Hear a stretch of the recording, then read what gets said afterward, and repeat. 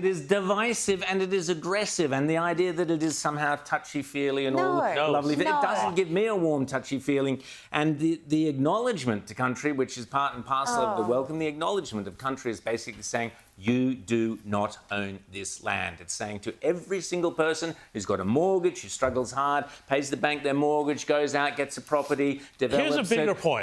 builds a house on it, has a family there. It's saying every time, everywhere you go, don't kid yourself, it ain't yours, you don't own it, this ain't yours. That's what acknowledgement of country is literally saying. It might not legally be saying it, but culturally and literally that is what it's saying. That's why I object to it. Here's a much bigger point, too. You know, we hear people talk all the time, guys, about this sort of woolly phrase, social cohesion, right? Yeah. You know, social cohesion.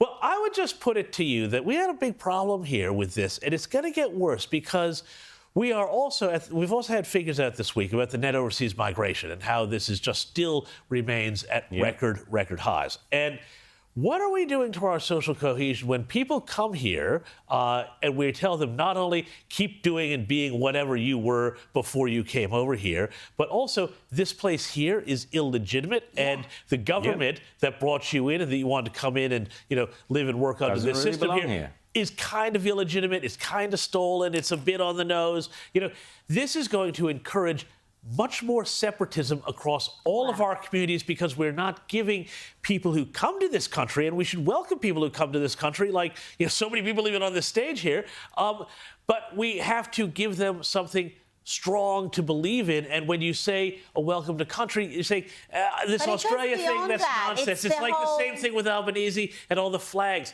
There's one flag, there's one Australia, there's one idea, there's one people, and we should all be a part of that one. Well, not when you are pushing notions like always was, always will be, sovereignty was never ceded, that we are on stolen land, that all of this is, and it's all racially divisive. It's based on nothing other than race. And that's why the referendum was poisoned. That's why the overwhelming majority of Australians, around 60%, in fact, a little bit over 60%, despite the massive amounts of money the Yes campaign had, despite all the institutional support, the celebrities, the sporting clubs, the Australian people said no.